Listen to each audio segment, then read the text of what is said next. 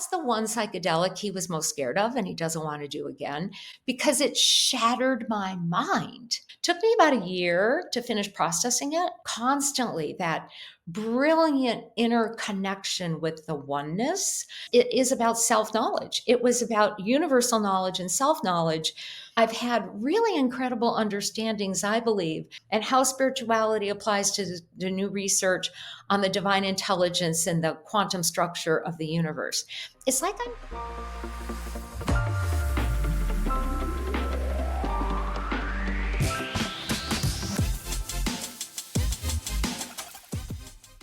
Hey, what's up, y'all? Welcome back. Today's conversation is going to blow your mind wide open. We're diving into the hidden truths of Gnosticism, the shocking layers inside the Genesis creation story, and the role of psychedelics in expanding human consciousness. Today, you'll hear from world-renowned energy healer Cyndi Dale, who shares her firsthand journey with DMT, an experience so powerful it unraveled her mind and perception of reality for nearly a year. Buckle up, because what you're about to hear will challenge everything you've been told. And if you're ready to move from just hearing about transformation to actually experiencing it, join us on September 17th in Baltimore at the Awakened Leaders Summit. This one-day gathering brings together visionaries, entrepreneurs, and seekers who are ready to lead from a place of consciousness and heart. Think of it as a laboratory where conversations like this turn into real-world practice. And don't forget to hammer that subscribe button. It helps the algorithm. It helps me get this out to those and who need to hear it the most and who's ready to expand their minds. So without further ado, here is my conversation with the great and powerful Cyndi Dale. What's up, guys? Welcome back. I'm with Cyndi Dale, one of my favorites. Cyndi, how have you been? I have been excellent. I have been also angry and feeling a bit accosted, like with most of us, by what's going on in the world. But that just makes me, dig deeper, into who am I? What are we here? How are we to be about this sort of so-called rising darkness? How do we rise the light faster? So I've been all over the board, but really personally quite happy. It's funny. I have been researching a lot of different ancient texts and literature on just to help get me through this time, and I'm trying to understand what their context was. I mean, you think about history in the last 2000 years and what they endured, right? Like, I think I feel like we're in a better position than they were. I mean, people were dying left and right and being accused of heinous crimes and being burnt at the stake, and so there's something to be learned there. And looking through history, I have found that many belief systems were fragmented, and there were many different Christian cults that believed different ideas and concepts that I was never aware of. I've been reading this book of the Nassines recently, which was an early Christian sect that believed a totally different origin story of humanity. And it's been fascinating to me just to kind of look at it from a different perspective, because 5 years ago, I would have never picked that up, and I would have scoffed at, and I would have laughed at the idea of the serpent and how they kind of describe what that actually is in the story of the Garden of Eden. And you and I would just started talking about it quickly record. And I was like, man, let's dive into this. So what are your thoughts? So it's interesting because I've been dovetailing with your path, exploring additional Gnostic texts, many of which did not make the Bible and are scoffed at today, even though scholars say, wait, these are just as applicable, as anything that is made a scripture. And going back through the Essenes as well, all the way through what was called the Book of Enoch, the Genesis stories, and tying it into the Hopi. So I think we need to start sharing what these themes are, what you've been arriving at, what I've been arriving at, because it is true that anytime, people rise with truth, they're labeled heretic and they're destroyed, which we see going on in the world. But what were they all saying? What are they saying the world is about? Truly, how do we draw from their infinite wisdom and philosophies and become who we're really supposed to be during this time as well. So I'm just going to share a little bit of what I understand about the Book of Enoch. I'd love to have you, talk about the demi, urge and some of these other theories of, kind of what we're really all about. But there's never made the Bible. There are two books of Enoch that go way back in time. Enoch is in the Christian Bible. He's a prophet. But he was talking, I think it fits what you're going to be bringing up. He talked about light and dark and destructive forces and constructive forces. And he also spoke to how there's certain teachings that are inevitably ended up in Christ and what he was sharing, that were passed down to Moses. And we're aware that Moses went on the, journey to the top of the mountain, eventually received the 10 commandments, but that's not what first occurred.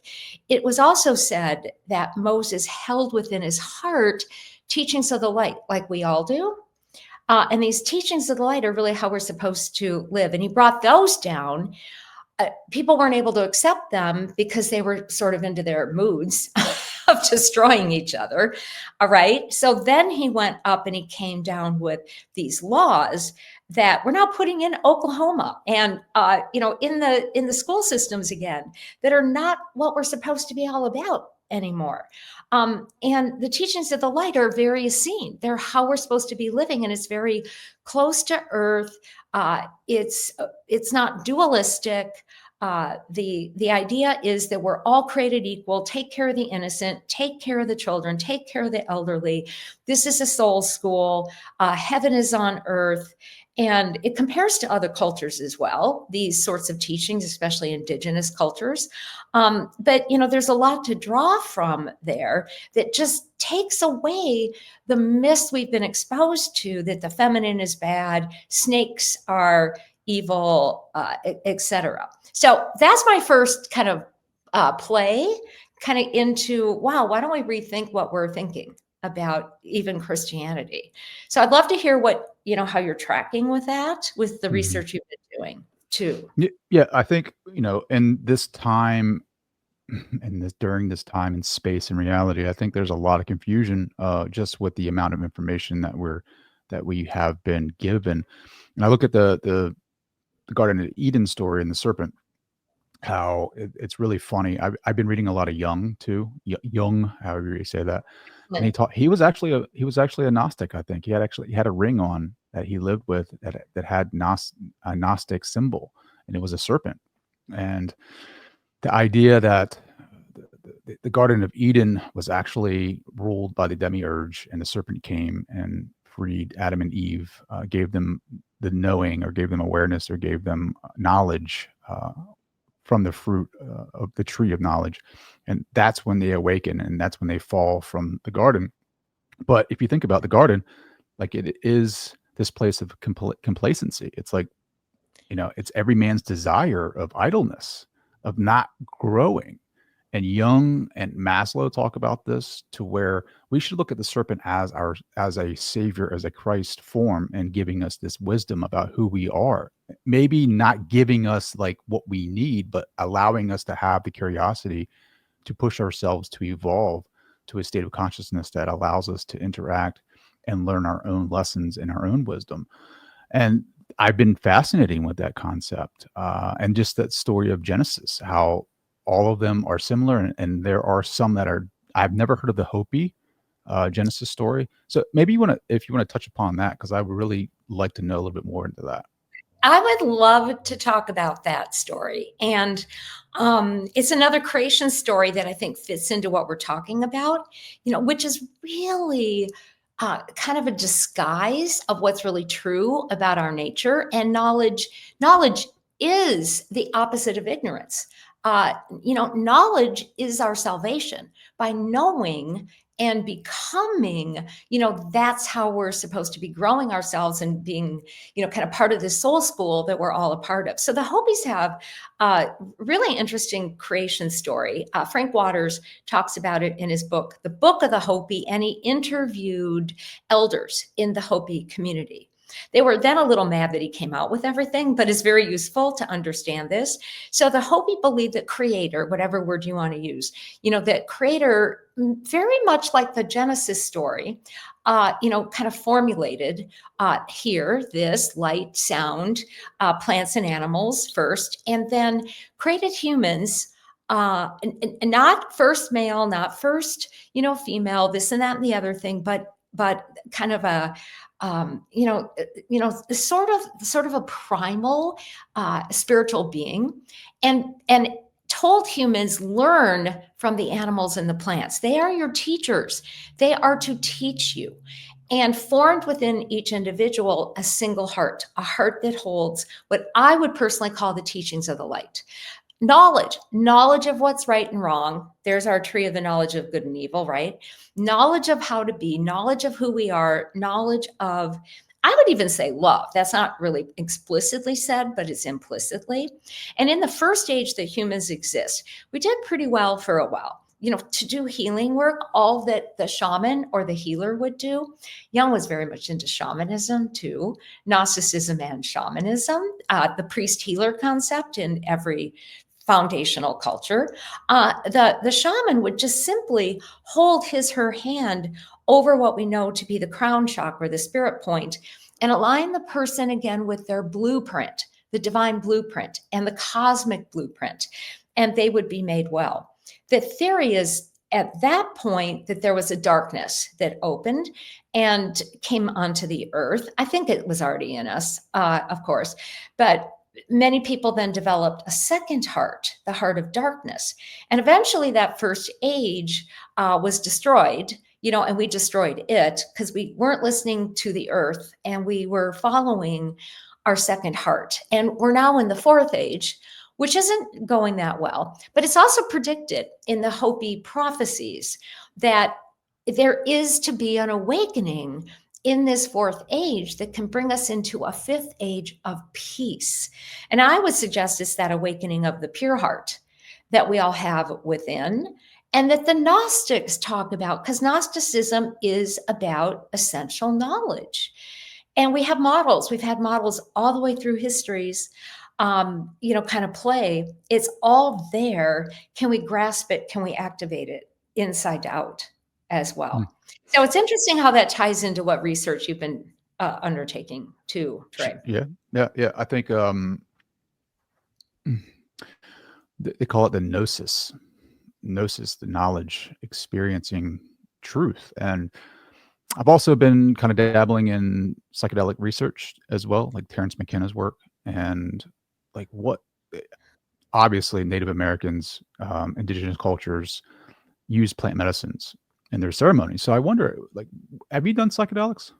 Oh yeah. And I don't do a lot. I do it very methodically and in a way that is very ritualistic and ceremonial. But here's how we learn from the plants. They activate our neurology, what I call our white light neurology.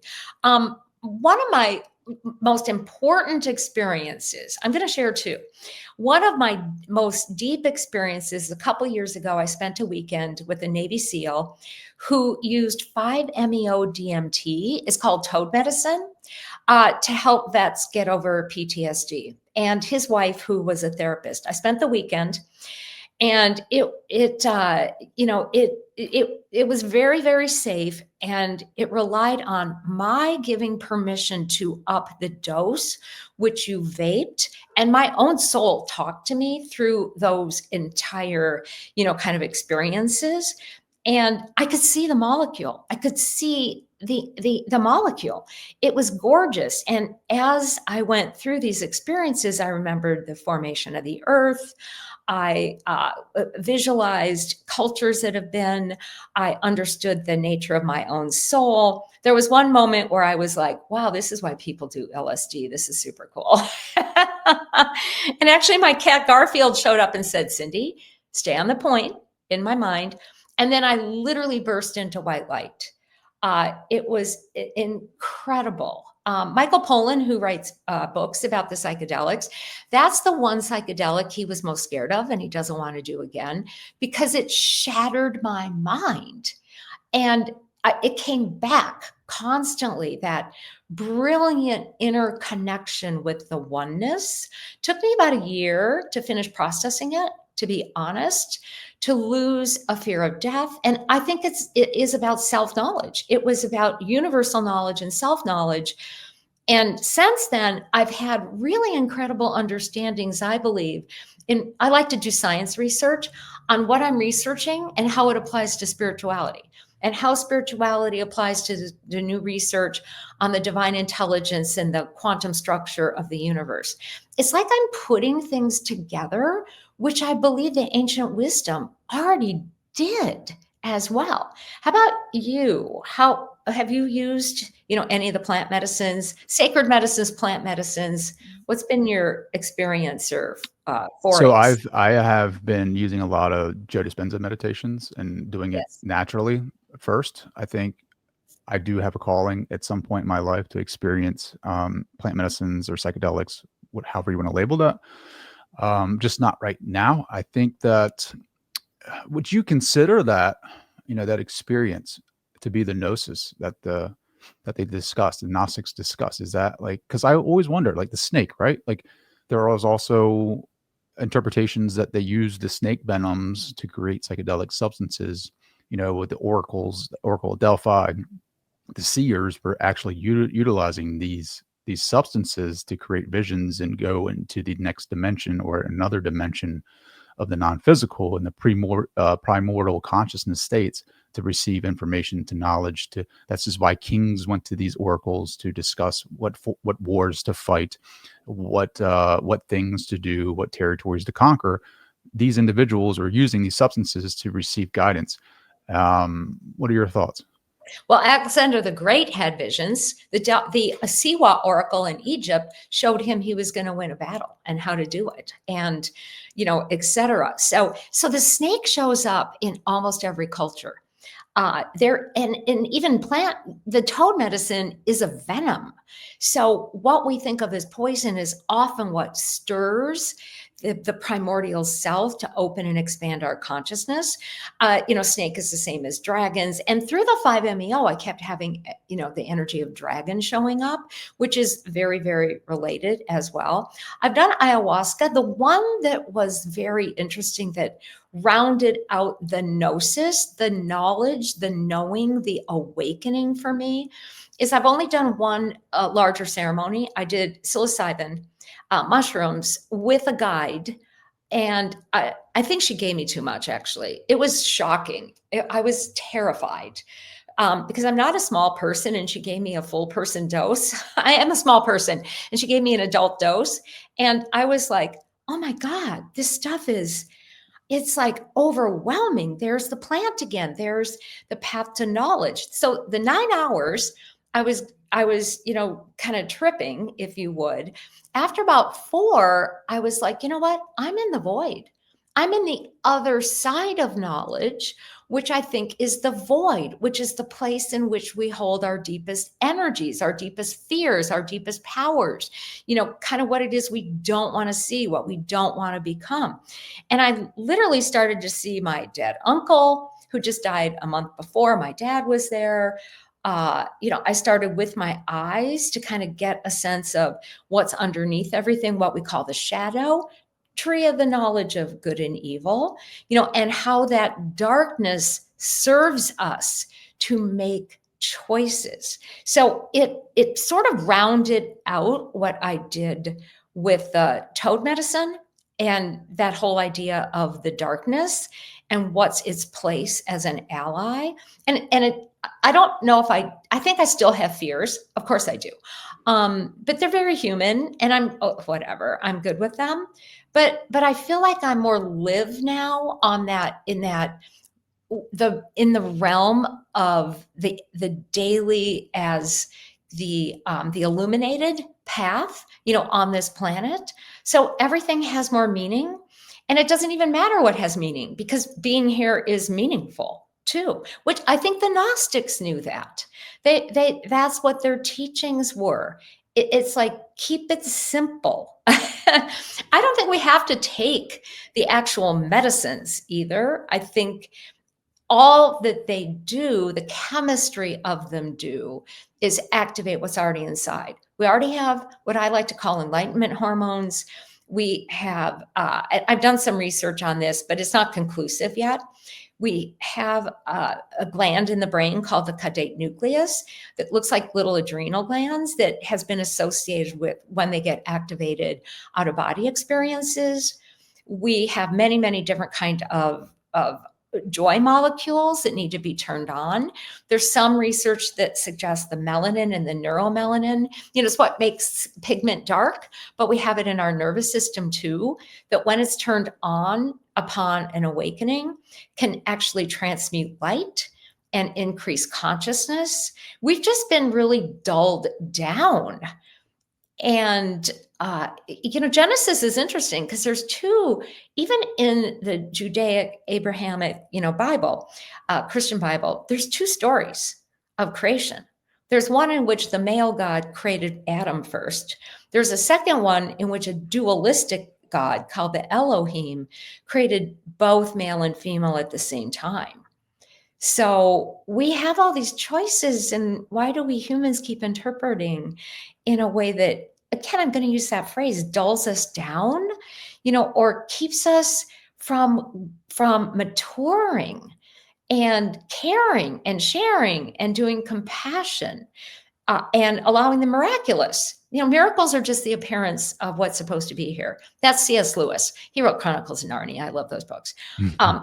Which means that it's the disappearance of what's not supposed to be here. We just keep not seeing.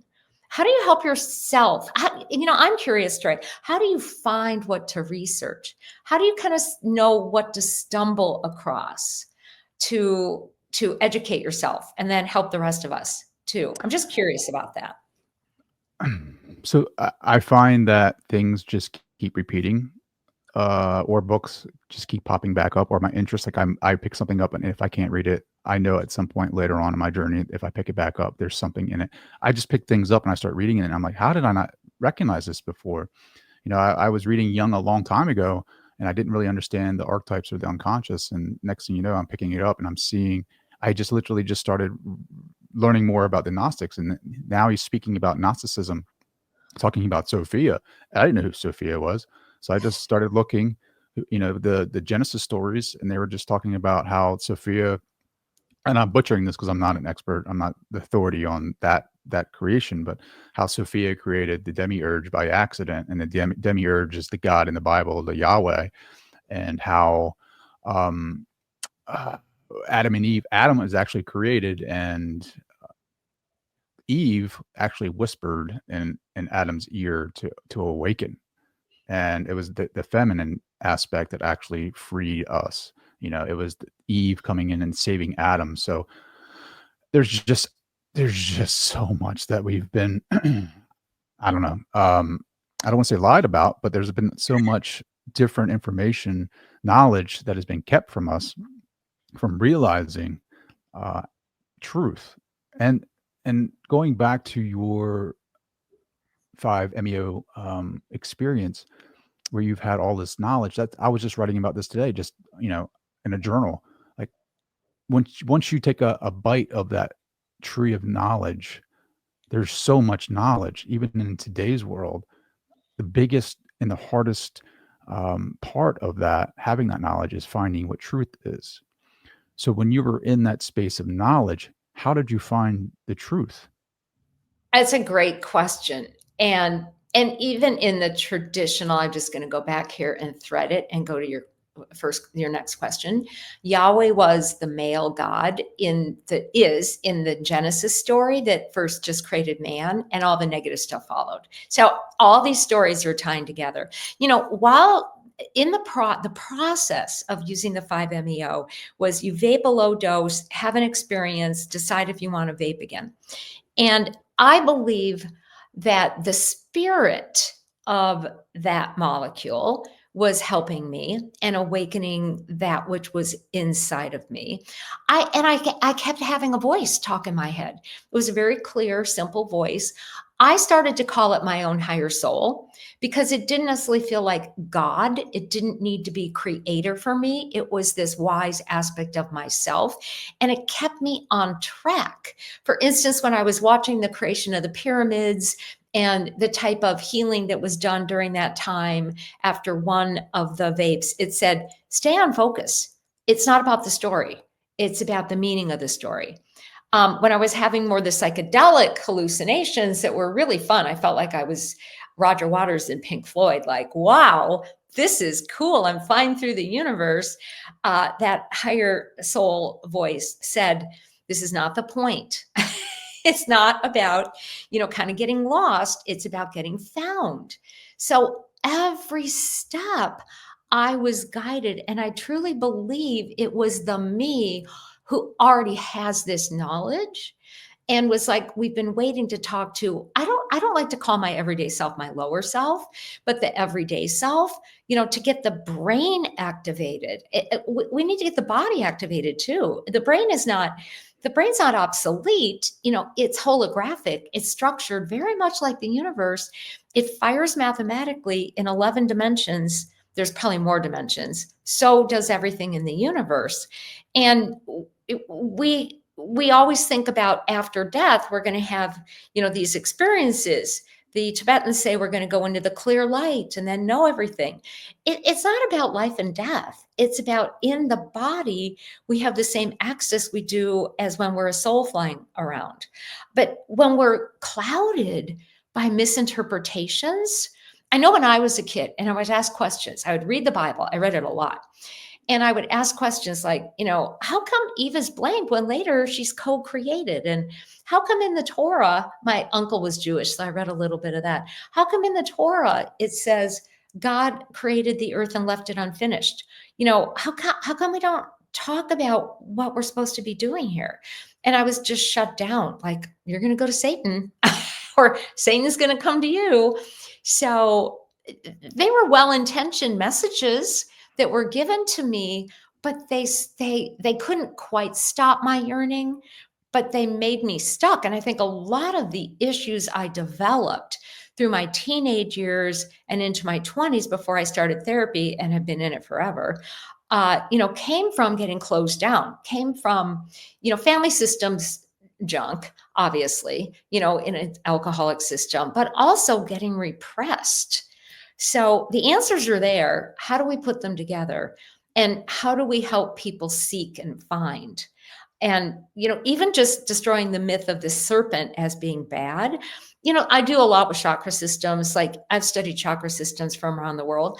The snake is a really important symbol of the rising through our energy centers to achieve a state of consciousness.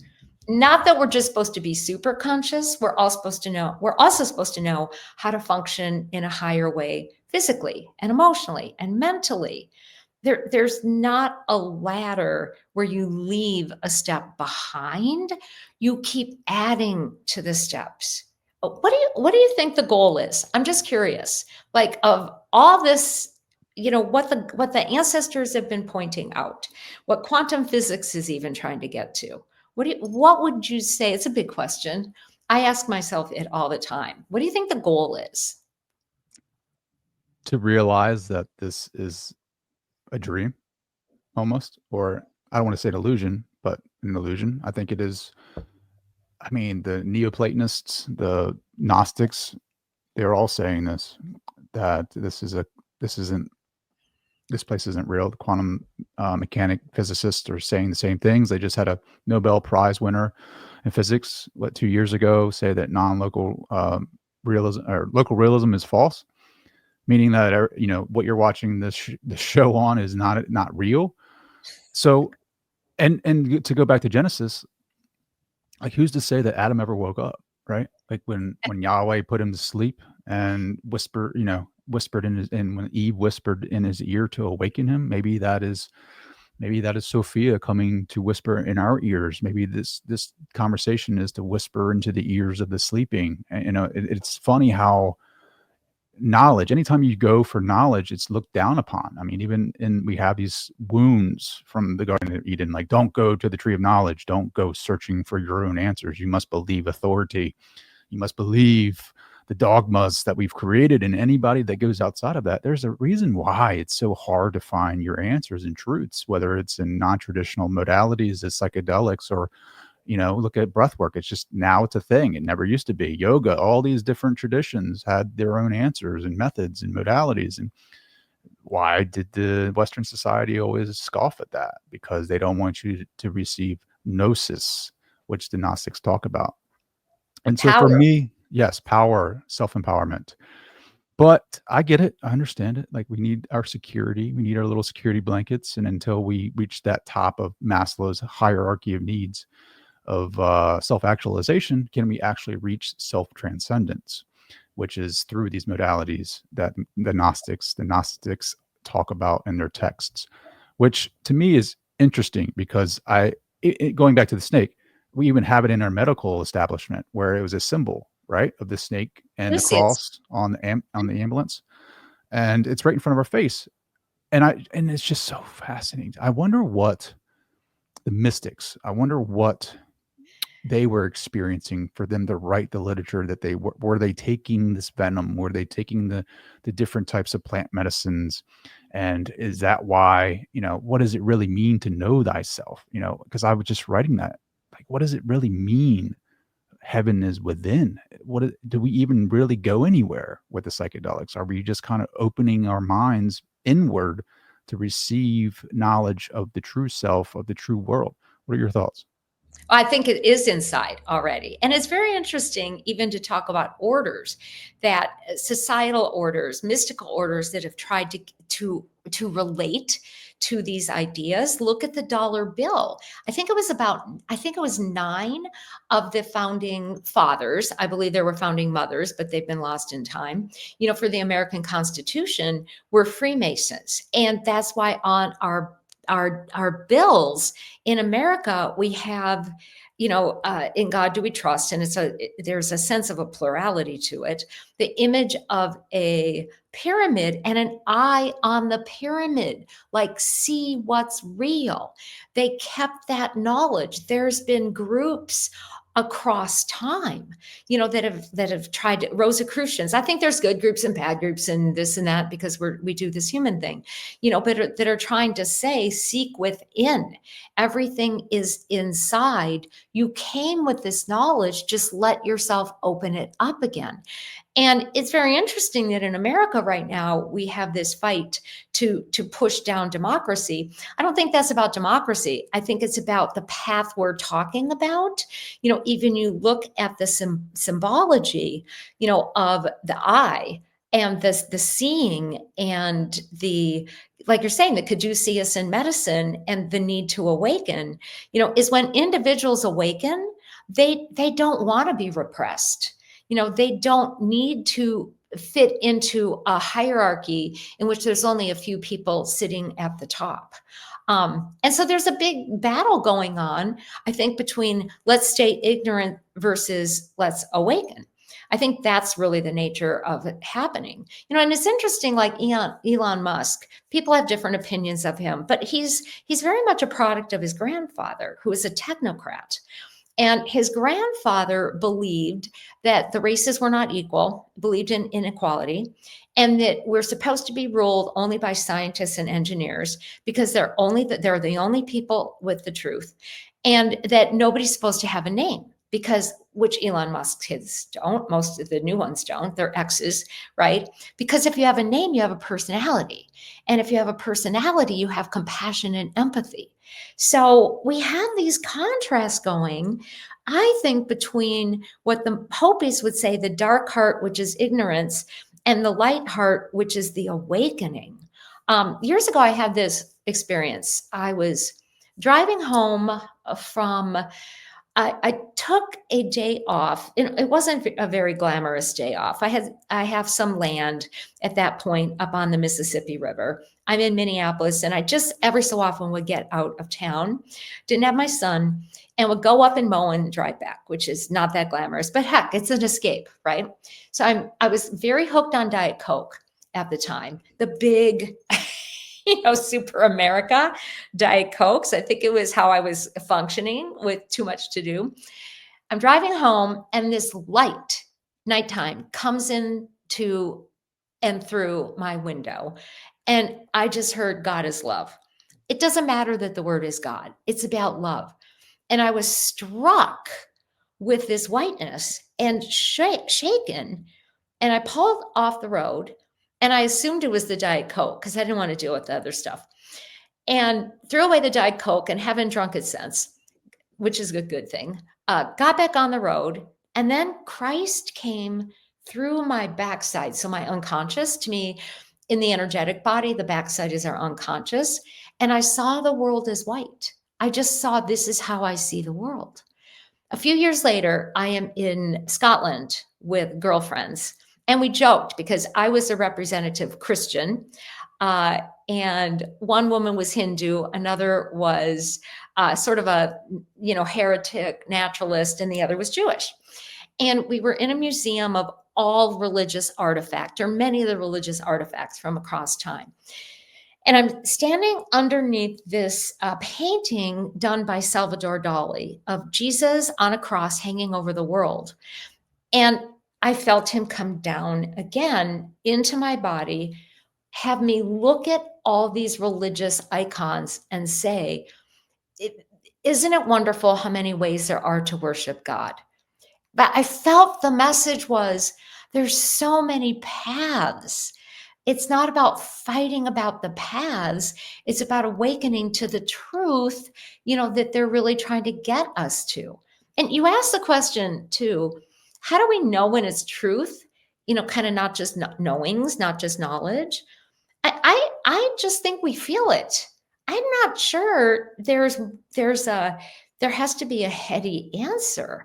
I think we know it. You know how you just know something, all of a sudden you wake up and you go, oh, sometimes it's intuitive, but I think it has to land in the body while we're alive for the dream illusion to pass, for us to be in whatever we want to call real, true. Hmm. What do you experience? Or you've interviewed so many people. Where do they get to when they go, this is true, or this is a truth? What do you find they have in I go common? back to the Gospel of Thomas when Yeah. Jesus asks, "Who am I?" and they all give their answer, and then Thomas is like, he's a smart one. He's like, "Who am I to say who you are?" Right? Like, who am I? So, and then he gave him like the 3 answers to life or whatever it was.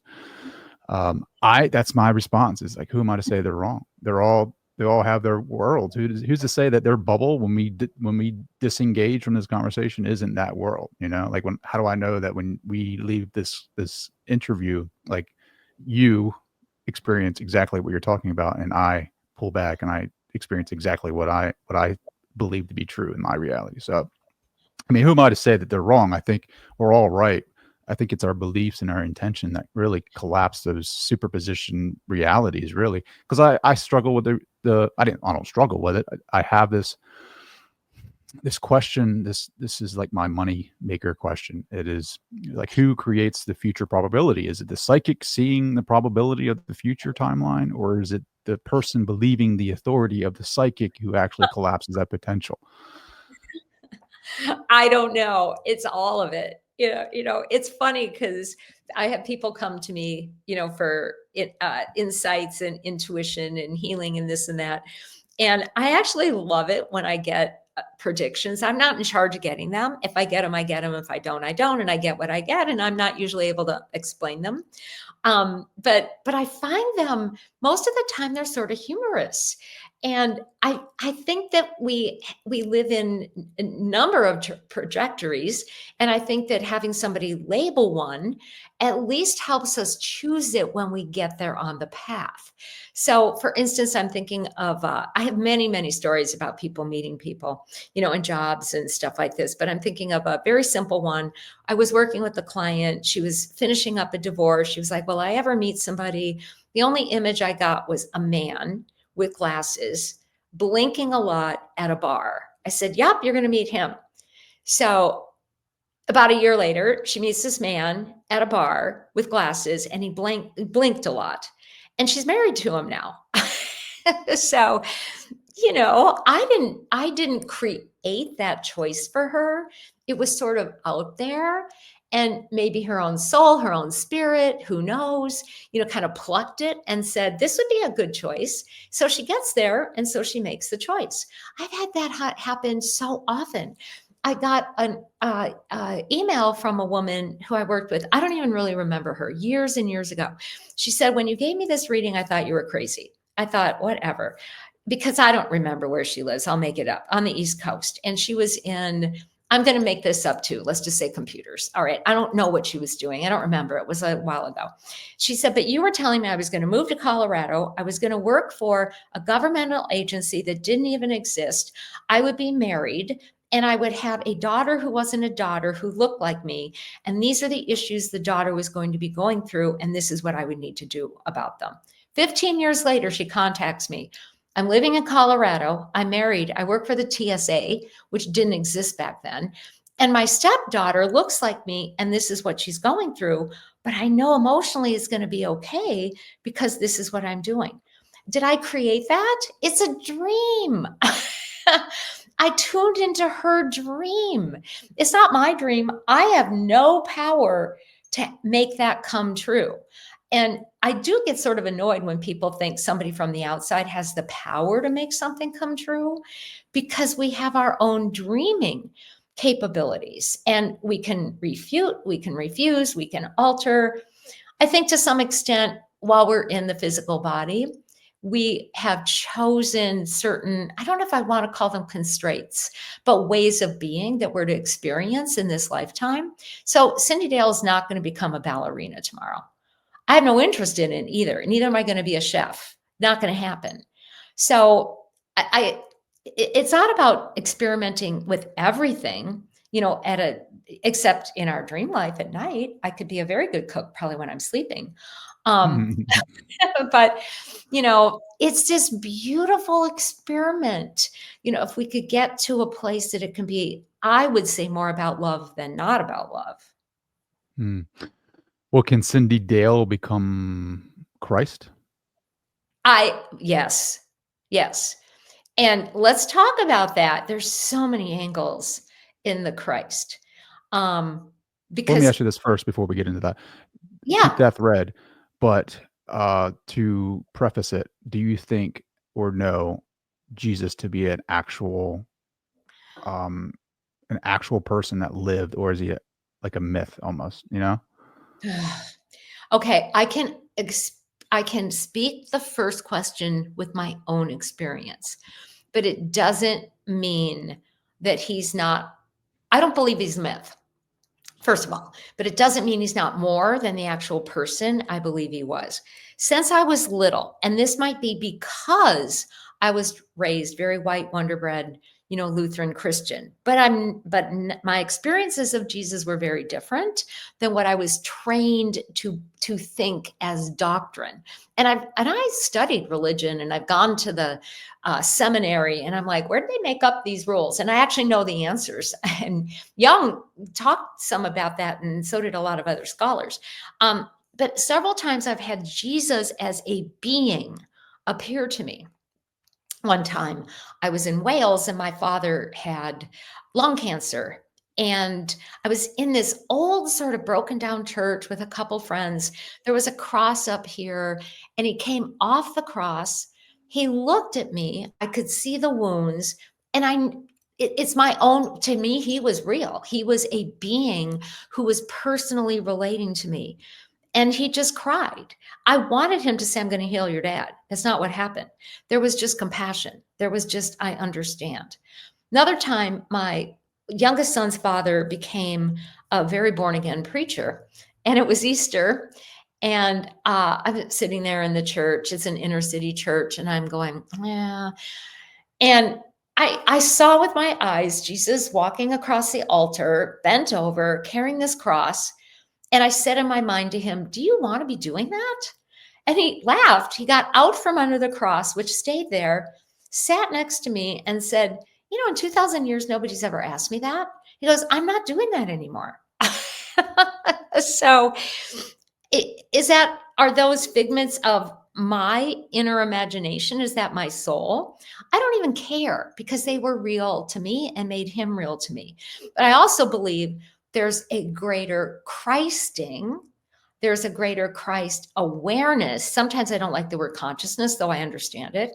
And that he was saying, I am the way, the truth, and the life. The I am is the ancient word for the oneness. It's like, it's in you. He kept reflecting, heaven is on earth. Heaven is in earth. So I think it's the message we're missing. Whether we have a personal experience or want to count ourselves as a Christian or not, I think we're missing the message or just avoiding it, to be Sure. honest. What do you do Yeah. with the Jesus and the Christ? So, well, why don't we do this? Can you reach that Christness? Can you reach the Christed state of consciousness? Sometimes. I'm really honest with myself. I have some very low level ways of thinking. Right? It's harder for me if I'm in a trigger, but I know when I'm in a trigger. I was in one, you were always growing, right? I can. I believe at some level I always can. I believe at other levels I avoid it or ignore it. And then something is created in my life, or I create something in my life, or something's given to me in my life that stretches me and makes me grow a little bit more. I'm going through a really interesting stage in my family, and where there's some not issues, but some new ways of thinking that are being presented to me. I'm trying to be respectful too, which Sure. I'm going, what am I supposed to do with this? I'm just a person. And my psychic healer I work with just laughed and said, you're growing. You got to change some dysfunctional beliefs, Cyndi, that you didn't even know were in there. I'm like, okay. I'm getting there. Yeah, making the unconscious conscious, right? That Exactly. is the path of Opening the void. individuation. Opening the void. Opening the void. I didn't even know it was in the void. I'm like, well, aren't you judgmental, Cyndi? Like, but I'm not judging myself for being judgmental, which I think is awesome. So I love it when I work one of those stages through. The Sufis, which are interesting when we go back to Jung, by the way. The Sufis believe that we go through stages to reach a new station where we're able to maintain a level of connection and truth. And Jung actually studied a lot of what was some of the founding philosophies of Sufism, Arabic mysticism back in the 1200s, in which they spoke about this theory of the imaginal realms. And it's really, I believe, what underwrote his ideas about the archetypes. Levels of reality we're always connected to that our soul may already be on. And when we have an aha, when we receive an inspiration, when we create, when we get an intuitive flash, is because the soul goes to one of these very real realities and or is on it, and the doorway opens. We get this boost of awareness or consciousness or knowing or whatever it is. And he knew about the imaginal realms. His last book, it was published posthuman, after he died. I can never say the right word. It's called The Red Book. I don't know if you've Yep. seen it. Yep. Have you seen it? I've seen it. I have It's wild. read some of it on there's Me like too. an audio version. I've listened Me to a too. little bit of it. You actually had an It's imaginal friend? it's the imaginal realms. It's what he believed in, that Yeah, there's he spent like a year just using his yes, imagination and journaling about it, but exactly. he actually had like an imaginary being friend. I can't He remember did. his name. Yeah, yeah, he did, which is very shamanic to have a guide. And so he was into this mystical. He knew the psychology. The word we means knowledge of the soul was the basis, for expansion. So he's fascinating. It's fascinating. The red book is a little odd because he has pictures of it too, and you kind of go, unless somebody's aware of a certain level of, doesn't have to be psychedelics, but that realm of seeing differently, they're probably going to think he was crazy, but he wasn't. No. But I will say this though, I didn't know this about him, but he was really well off. Like he married some rich duchess or someone of high value, which allowed him to do a lot of this work. Who has time to go imagine, just live in your imagination for a year, right? Like, and that's another point. Like all of this information, even if you are to do psychedelics and receive the gnosis that the Gnostics talk about, how do you live here? How do you reintegrate that into your reality where you're Christed, like, is it, do we even have, I don't know. Here I am going down my rant again of like, what does it mean to be the Christ? What does it even mean to have this knowledge if you don't apply it? Like, how do you even apply it when you're still getting triggered? Maybe that's where psychedelics can be um, a hindrance to us sometimes. And for the PTSD studies and the addiction studies, like for sure, like 100%, like use that as an option. But maybe it can be a hindrance or a shortcut that some of us use to receive the gnosis or the knowledge, and we don't know how to apply it when we get back. Whereas maybe the yogis or the Indian sages or the mystics, they had done the work previously. They had set the foundation up for them to access these states of consciousness. And when they brought that gnosis back, they were able to apply it to their reality. Well, the term I use with what you're talking about is spiritual bypassing. I'm a huge non-believer in spiritual bypassing. Because it's about how we live and integrating and becoming and doing.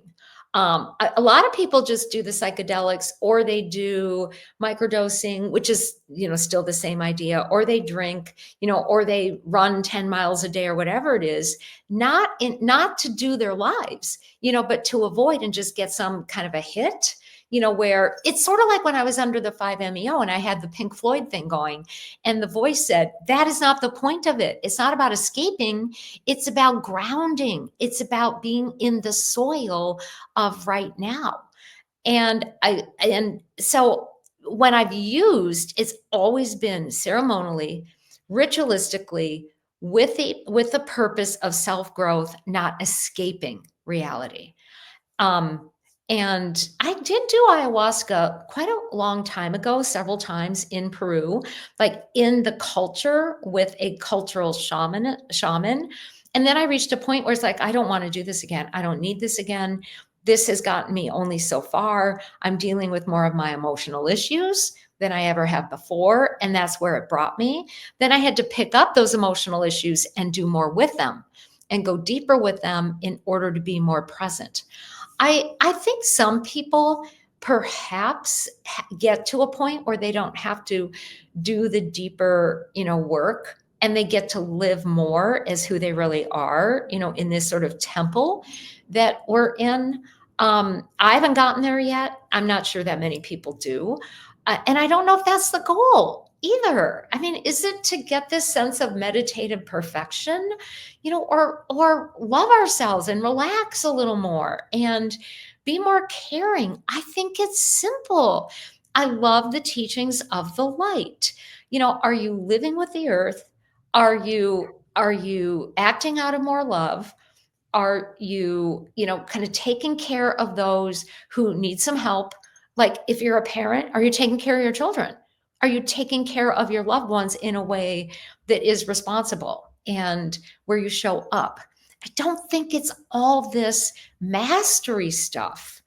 And the masters I've met that, and I'm not a guru type person, but I have met some gurus and people into the mastery. I think this is significant. They always have a sense of humor. I don't want to believe them about anything they say unless they also have a sense of humor. I think there's a big joke here somewhere, and I think it's really important to laugh. So many times, I get my signs, from the universe in the most super funny of ways. I was teaching a class yesterday, and I was talking about the light, and my cat Garfield, who did appear in my visions, he's really, the vet calls him Jesus with moxie,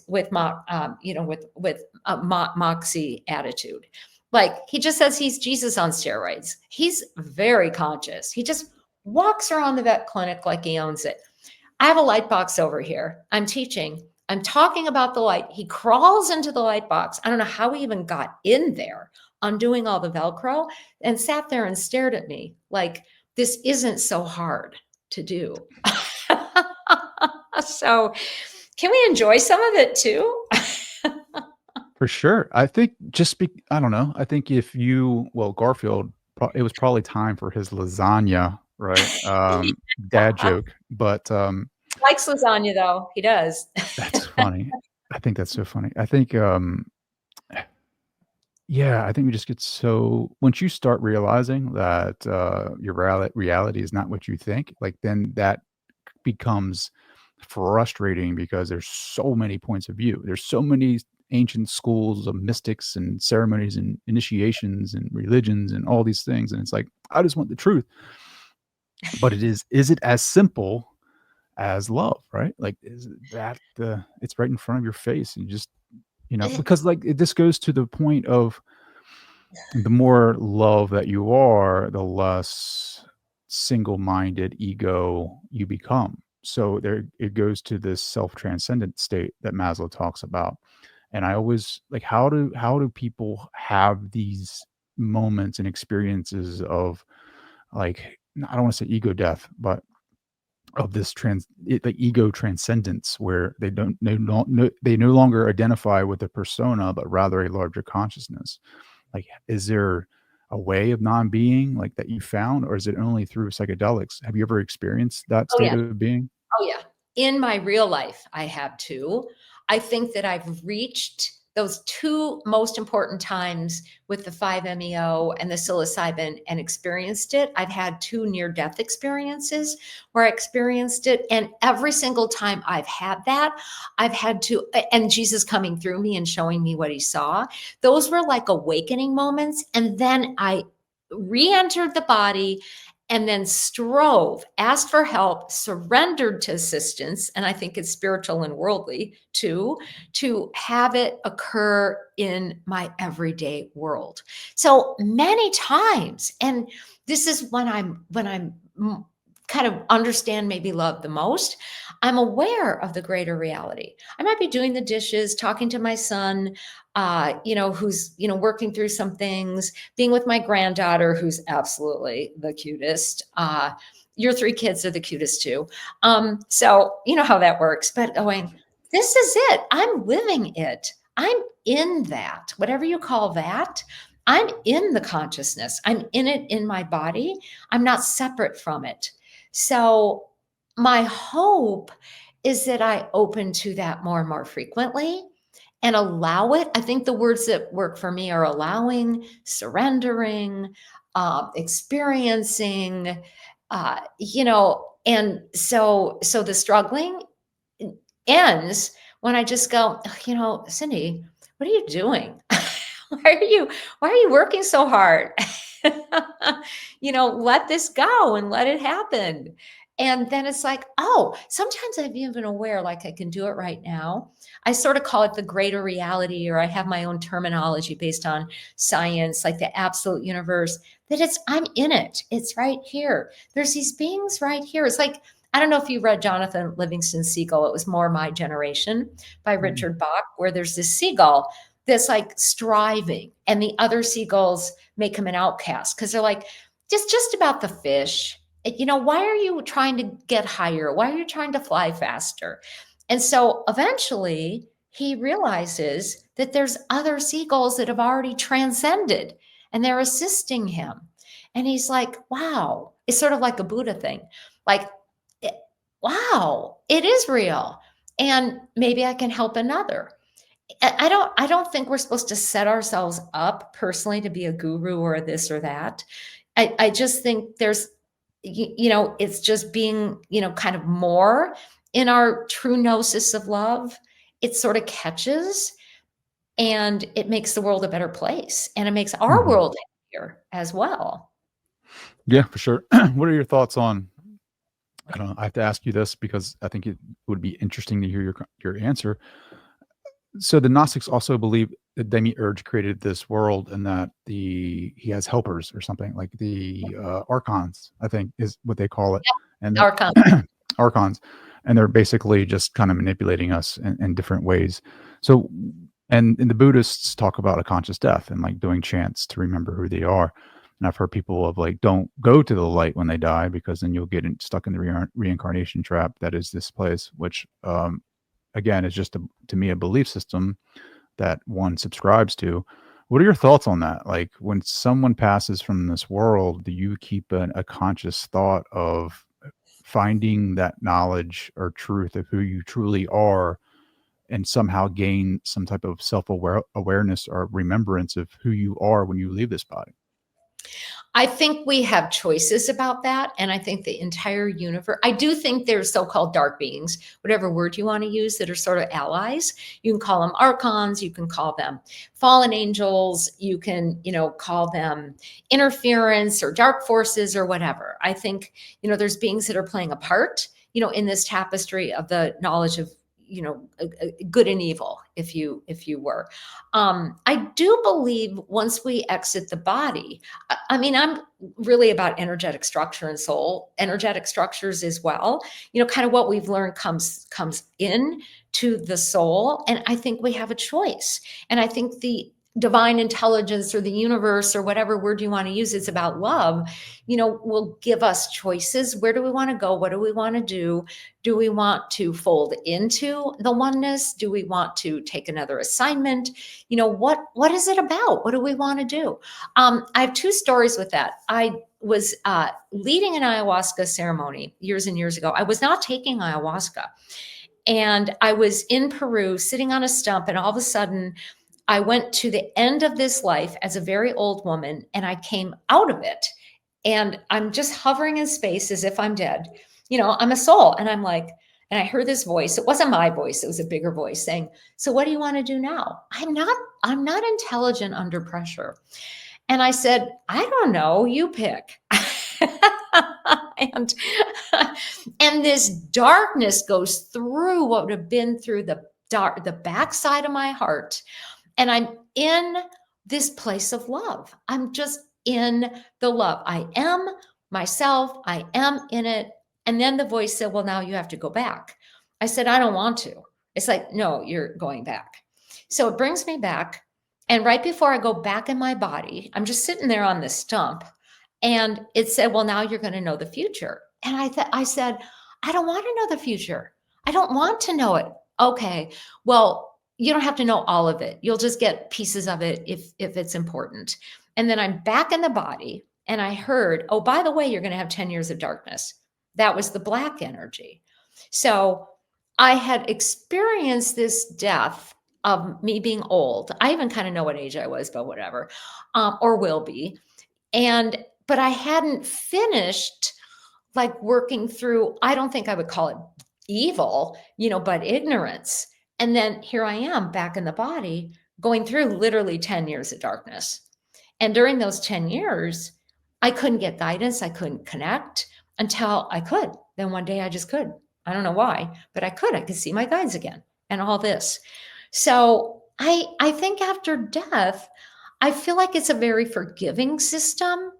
But there is a certain amount of maturity that we have to get through, given the world we're in, given that we've manifested in this reality where we do the cleaning. The Sufis call it doing our cleansing the soul. So I think there's choices, and I think it's courageous or maybe foolish to keep choosing, to keep doing the cleansing. And maybe there's this point where we're like, good enough. I'm just good enough. Now what?" And there's Yeah. another world, and there's another world, and there's another world. I don't know what all there is. I'm just sort of excited about it. Betty White, before she died, said, "I'm just excited about the next adventure," which has after death. Let's have a spirit of adventure, I think, too. Sure. Yeah, like Ken Wilber talks about this, what spiral dynamics, or Yeah. it's almost like a stage theory for spirituality, where you mature in each stage, you have this greater awareness of what truth is. So maybe that's what we're at. Maybe um, we're collapsing. I shouldn't say collapsing. We're all maturing together almost into the next level of spirituality or awakeness or consciousness. So now it's that darkness, like where everyone's searching for their truth, and it takes some time for us to mature through that phase or that stage to collapse the next one, whatever that may be. So it's interesting because like everyone, even near death experiencers, are like, yeah, I heard a voice saying you have to go back. And it's like every single one of them said, no, I'm not going back. So I wonder what is the force that pushes us back, like what is that? Well, I'm going to share another story. I think it's interesting. I have a very cool girlfriend. She's very aware. And she had a dream one night, two dreams actually, about her deceased father who's been gone for a long time. She was taken to where his soul is. This is not very long ago. And he's in a hospital and he believes that he's sick and he's being attended by doctors and nurses. And he knows the age of her kids who he hasn't seen for 20 years. And, he talks to her and then she leaves. And she's like, wow, the universe constructed this place that fits his level of development. He's still not ready to be more than somebody who's being taken care of, but that's what he has. And so she had other dreams where she saw people's souls in these experiences that are sort of like mock-ups. They're like stages. Shakespeare, all the world's a stage, and we are but actors upon it. We don't really know we're writing our own lines and or that we have help writing the lines until we don't need to, kind of just be playing on the ink that is on the writing. But it's interesting too, as we're talking about this, I'm getting that same sort of sense that I have once in a while where it's like the 5-MeO wakes up inside of me. And then I just be aware of the vastness of this all and the bigness of it. And part of my internal self while I'm experiencing it, Trey, in this moment is going, oh, it's too big for me. That's just so much. Being the oneness is so hard for me. And another part of me can go, but it's just about love. So I think there's this play that we're in of accepting, like you're saying, what is ultimate truth, which to me, love is the grounding of it. Love is the body. It's out of body, but it's also in the body. It's the comfort that I think for me allows me to, keep working toward being open, to wherever I'm going and wherever I'm being simultaneous led. I don't think I'm just doing all the leading. I think there's other helpers who, you know what I mean, sort of are in this collusion. I have a committee that is, helping me, which I find very comforting too. Sure. I think, there's parts we talk about the dark stages in our lives, and Jung talks about the shadow.